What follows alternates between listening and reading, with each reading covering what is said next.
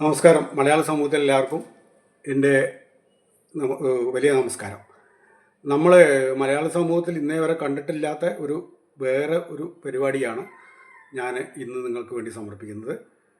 ഇത് ഒരു ആയുർവേദജ്ഞനുമായിട്ടുള്ള ഒരു കൂടിക്കാഴ്ച, ഒരു ഇൻ്റർവ്യൂ ആണ് നമ്മൾ ഉദ്ദേശിക്കുന്നത്. അദ്ദേഹത്തോട് നമുക്ക് മറ്റു കാര്യങ്ങളൊക്കെ സംസാരിക്കാം. ഇദ്ദേഹം പ്രശസ്ത പാരമ്പര്യ ആയുർവേദ ചികിത്സകനായ ശ്രീ വാസുദേവൻ നമ്പീശനാണ്. നമ്മുടെ മലപ്പുറം ജില്ലയിൽ താന്നൂരിനടുത്ത് മടത്തിൽ റോഡ് വഴിയാണ് ഇദ്ദേഹത്തിൻ്റെ വീട്ടിലേക്ക് വരുന്നത്. താന്നൂർ ഇദ്ദേഹത്തിന് ആയുർവേദ സ്ഥാപനമുണ്ട്.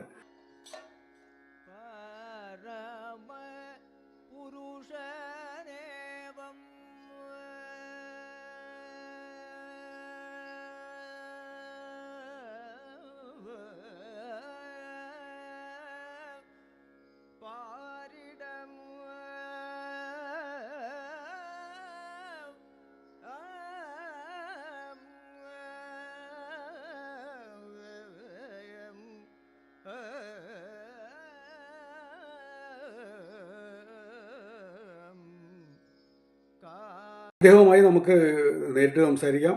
അദ്ദേഹത്തെ കാണാം. നമസ്കാരം. നമസ്കാരം വാസേട്ടാ.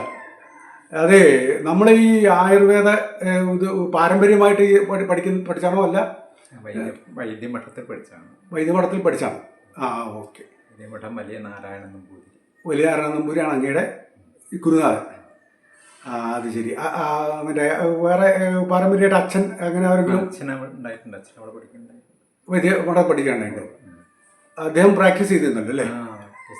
ചികിത്സ ഒക്കെ എല്ലാ ചികിത്സയും വിഷചികിത്സ. വൈദ്യമഠം വലിയ നാരായണ നമ്പൂരിയുടെ നമ്പൂരിയുടെ കെയർ ഓഫിൽ ഇവിടെ കുടിപ്രാവശ്യം എന്ന ചികിത്സ അച്ഛനെ കൊണ്ട് ചെയ്യിക്കുന്നുണ്ടായി. എന്താ കുടിപ്രാവശ്യം? അതെന്താ ചികിത്സാ രീതി ഒന്ന് പറയും?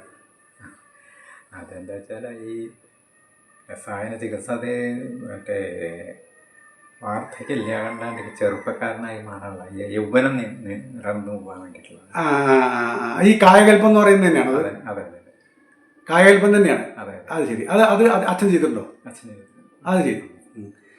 അത് ഓർമ്മ ഉണ്ടോ? കണ്ടായിട്ട് ഓർമ്മ ഉണ്ടോ? ഞാനന്ന് ഇവിടെ ഉണ്ടായിരുന്നു, പഠിക്കുന്ന കാലമായിരുന്നു. ശരി. എവിടെ വൈദ്യമഠത്തിലായിരുന്നു? അല്ല, സ്കൂളിൽ പഠിക്കുന്ന കാലം. സ്കൂൾ പഠിക്കുന്ന സമയമാണ്. അതെങ്ങനെ ഈ കായകൽപ്പം ചികിത്സ കൊണ്ട് നമുക്ക് യൗവനം വീണ്ടെടുക്കാൻ കഴിയുമെന്ന് തന്നെ? അത് മറ്റേ ഇരിട്ടറയിലേക്കണം ഒരു മാസം. എങ്ങനെ ഇരിട്ടറ എങ്ങനെ ഉണ്ടാക്കുന്നത്? അതിൻ്റെ ഒരു ഉണ്ടാക്കണത് 3 ഇതായിട്ട് വേണം. അതിൻ്റെ ഉള്ളിലത്തെ ഏറ്റവും ഉള്ളിലത്തേലിരിക്കണം. അത് ശരി.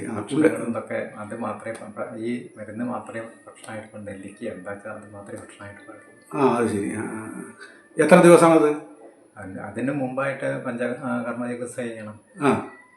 അതിന് മുമ്പ് അന്ന് ഒരു സ്നേഹപാനം കഴിഞ്ഞ് പഞ്ചകർമ്മ ചികിത്സ കഴിഞ്ഞതിന് ശേഷമാണ് ഇതുണ്ടായിട്ടുള്ളത്. ശരി. അപ്പോൾ പഞ്ചകർമ്മ ചികിത്സ കഴിഞ്ഞതിന് ശേഷമാണ്, സ്നേഹപാനവും കഴിഞ്ഞാണ് ഇതിന് വരിക. സ്നേഹപാനം നെയ്സേവയല്ലേ? സ്നേഹപാനം എന്നുള്ള ഉദ്ദേശിക്കുന്നത്. നമ്മളെ ഈ ആയുർവേദത്തിനെ കുറിച്ചിട്ട് ഇപ്പോൾ നമ്മളെ മോഡേൺ ചികിത്സ ഉണ്ടല്ലോ, ഈ മറ്റേ മോഡേൺ ചികിത്സ ഉണ്ടല്ലോ, മറ്റേ ടീം, അവർ പറയുന്ന ഒരു ആരോപണം ആയുർവേദം സയന്റിഫിക്കലല്ല എന്ന് പറയുന്നതിനെ കുറിച്ച് എന്തായിട്ടേ? അല്ല, അതിനിപ്പോൾ എന്താ വെച്ചാൽ ഈ ആയുർവേദം എന്ന് പറഞ്ഞാൽ ത്രിദോഷം ഉണ്ടായിട്ടല്ലേ കാരണം. ഈ ത്രിദോഷം എന്ന് പറയുന്നത് തന്നെ ശരിയല്ല എന്ന് പറയുന്നത് അതൊക്കെ അല്ല, അതല്ല ശരിയല്ല. നമ്മുടെ ദേഹത്തിലുള്ള സമ്പ്രദാനം. അതെ അതെ അതെ അതെ എല്ലാന്ന് പറഞ്ഞാൽ നമ്മൾ പാദം പിത്തം കഫം മുഴുവൻ നമ്മുടെ ദേഹത്തിലുള്ള അർത്ഥമില്ല. അല്ല പറയാ, അങ്ങനെ ഒരു ഇതുണ്ട്. ഇതൊരു എന്താ പറയാ, സ്യൂഡോ സയൻസ് ആണെന്നുള്ള അതുമ്പോഴല്ലേ ആയുർവേദ ചികിത്സ. ഈ ത്രിദോഷങ്ങളെ അടിസ്ഥാനമാക്കിയാണ് ആയുർവേദ ചികിത്സ അല്ലേ? പിന്നെ ഏട്ടൻ വല്ല പ്രത്യേക ചികിത്സാ രീതി വല്ലതും ചെയ്യുന്നുണ്ടോ? അല്ലെ അവൻ്റെ ഈ തലവേദനയ്ക്ക് അങ്ങനെ വലിയൊരു പ്രത്യേകിച്ച് ചികിത്സ ഉണ്ടോ? ഇല്ല, ഗുരുനാഥൻ പറഞ്ഞിട്ടുള്ള ഉദ്ദേശിച്ചിട്ടുള്ള കാര്യങ്ങൾ തന്നെ ചെയ്തു. അതേ ഉള്ളൂ. അദ്ദേഹം മറ്റേ 88 മരിച്ചു. അതിനുശേഷം പിന്നെ അദ്ദേഹത്തിൻ്റെ മകൻ കൃഷ്ണകുമാരൻ നമ്പൂരി ഉണ്ടായിരുന്നു. ഇവിടെ കിടത്ത ചികിത്സയൊക്കെ ഉണ്ടായിരുന്നു. 2 കൊല്ലമായിട്ട് അതില്ല. ഇവിടെ ഉണ്ടായിരുന്നു? ഇവിടെ വീട്ടിലുണ്ടായിരുന്നു? ശരി. ഇപ്പം അങ്ങനെ താന്നൂർ വൈദ്യശാല ഉണ്ട്. അവിടെ എങ്ങനെ? അവിടെ തന്നെയല്ലേ ഉള്ളൂ? മറ്റേ മരുന്ന് എഴുതി കൊടുക്കും, പേഷ്യൻ്റ് വരും, രോഗികൾ വരും. എങ്ങനെ രോഗികൾ വരും. അവിടെ ചികിത്സയായിട്ടുണ്ട് മാത്രം. അവിടെ കച്ചവടമുണ്ട്, ബിസിനസ് ഉണ്ട്. മറ്റേ ഹൈടെക്കായിട്ടൊന്നുമില്ല. അല്ല എന്നാലും അല്ല. അവിടെ നാടൻ മരുന്നുകളുടെ നാടൻ മരുന്നുകൾ, കുത്തുമരുന്നൊക്കെ ആയിട്ട് അതല്ലേ ഈ മറ്റേ പഴയ കാലത്ത് നമ്മൾ ഈ കുത്തുമരുന്നുകൾ, പിന്നീടല്ലേ നമ്മൾ ഈ ഇതിലൊക്കെ വന്നു, മറ്റേ എന്താ കുപ്പി മരുന്നുകളൊക്കെ വന്നു. അതെ, കുപ്പി കഷായങ്ങളൊക്കെ പിന്നെ വന്നതാണ്. പണ്ട് ഇതാണ്, പണ്ട് എന്ന് പറഞ്ഞാൽ ശരിക്കും ഒരു 12 കഴിഞ്ഞ കഷായം ഒരു ദിവസം അന്നൊക്കെയുള്ള പറിച്ചു കൊണ്ടുവന്നിട്ട് തന്നെ ചെയ്തിരുന്നു. ഇപ്പൊ കാലം മാറിയതിനു ശേഷം എല്ലാം മാറി വന്നു. ഈ കുപ്പി കഷായം നമ്മൾ അന്ന് ഉണ്ടാക്കിയ കഷായം തമ്മിൽ എന്തെങ്കിലും വ്യത്യാസം ഉള്ളതായിട്ടാണ് തോന്നുന്നുണ്ടോ? അല്ല, അന്ന് ഉണ്ടാക്കിയ കുപ്പി അന്ന് മുതൽ ഇന്നത് പ്രിസർവേറ്റീവ് ചേർത്തിട്ട് തന്നെയല്ലേ, കേടുവരാണ്ടിരിക്കാൻ വേണ്ടിയിട്ട്. ശരി. പ്രിസർവേറ്റീവ് ചേർക്കാണ്ട് കേടുവരാതിരിക്കില്ലല്ലോ അല്ലേ? അതാണ് ഈ എഴുതി കൊടുക്കുമ്പോഴേ കഷായം എഴുതി നിത്യം ചൂടാക്കി എന്ന് എഴുതി കൊടുക്കാറുണ്ട്. അത് ശരി. എന്താ വെച്ചാൽ അത് ഞങ്ങളുടെ പൂർവികരൊക്കെ എന്താ വെച്ചാൽ അന്നൊക്കെയുള്ള തന്നെ കൊടുക്കുള്ളൂ. ഇപ്പൊ 4 ദിവസത്തേക്കുണ്ട് കൊടുക്കും. കഷായം എഴുതി കൊടുക്കുന്ന 4 ദിവസം.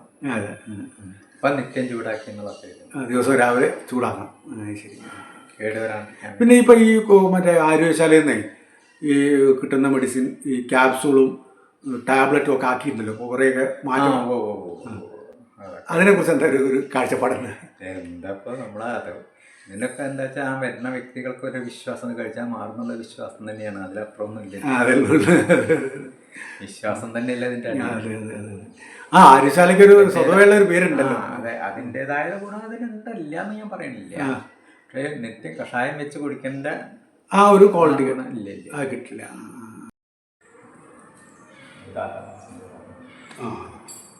ഇത് മറ്റേ അച്ഛനും വൈദ്യവിടെ നോക്കണം.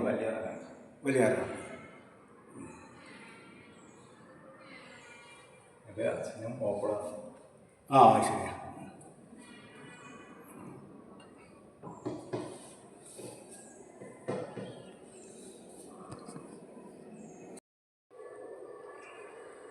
ഈ ഭാഗത്ത്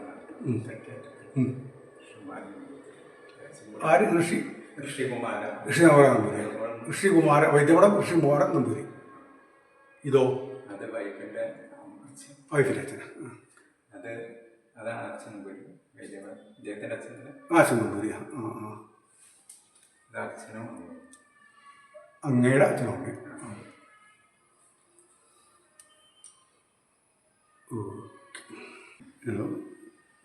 എന്താ ചേച്ചിയുടെ പേരെന്താ?